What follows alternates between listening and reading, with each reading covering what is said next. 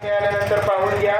त्यासोबतच जे आहे आपल्याला प्रत्येक मतदाराला त्या ठिकाणी PO3नी प्रत्येक वेळी सूचना द्यायची आहे की 2 मतं दिल्याशिवाय मतदान पूर्ण होणार नाही। त्यामुळे प्रत्येकाने 2 मतं द्यायची आहेत, एक जिल्हा परिषदेचं आणि एक पंचायत समितीचं। प्रत्येकाला सांगा की पांढऱ्या रंगाच्या मतपत्रिकेसमोरचं एक बटन दाबा आणि गुलाबी रंगाच्या मतपत्रिकेसमोरचं त्या भागातलं एक बटन दाबणं आवश्यक आहे।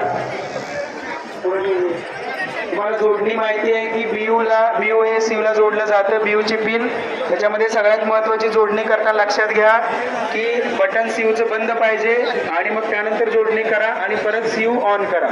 त्याच पद्धतीनं संध्याकाळी जेव्हा जोडणी तुम्ही काढणार आहे त्यावेळेला सीयूचं बटन आधी बंद करा आणि मगच क्लिक करा। या 2 गोष्टी लक्षात घ्या।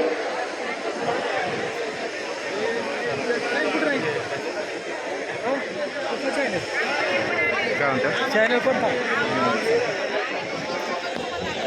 उपस्थित असतील त्याची दक्षता घ्या।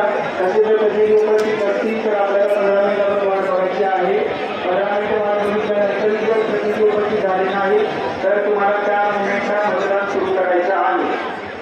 मॉकपोल घेताना प्रत्येक उमेदवाराला लोकांचे किमान 2 मतं द्यायची आहे। 2 मतं किमान द्यायची, जास्त दिली तरी चालते। 2-2 मतं प्रत्येक उमेदवाराला द्यायची आहे। स्वतःला सुद्धा या पद्धतीने मॉकपोल घ्यायचा आहे आणि मॉकपोल केल्यानंतर CRC करायला विसरायचं नाही।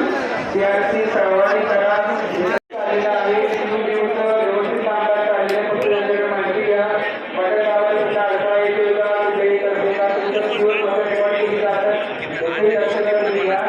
त्यासोबतच दिवसभर जे आहे दुसरा मतदार अधिकारी आणि तिसरा मतदार अधिकारी त्यांनी चेक करून घ्या की आपल्याकडची मतं जे आहेत कंटिन्युअसली जुळतात। दोन्ही टोटल चेक करा दर एक अर्धा तासाला आणि मतदार नोंदवहीमधली आकडे जे आहेत ते चेक करून घ्या।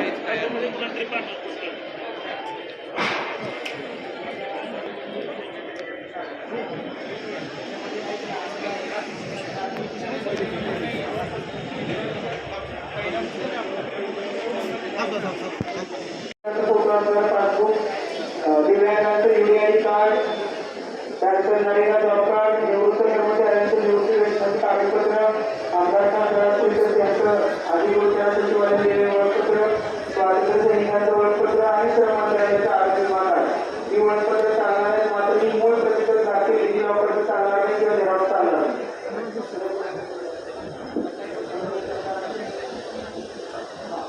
मतदार उद्या नोंदणी करताना लक्षात घ्या पहिल्या मतदारांमध्ये आलेल्या सर्व मतदारांना जे मतदान करतील त्यांना आडवी सोडा खिडकी। त्यानंतर स्त्रियांना ज्या स्त्री मतदार असेल तर त्याला गोल करा।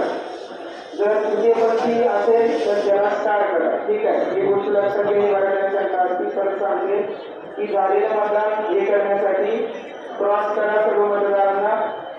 जर स्त्री असेल तर तिला गोल करा सिरियल नंबरला। तृतीयपंथी असेल तर स्टार करा।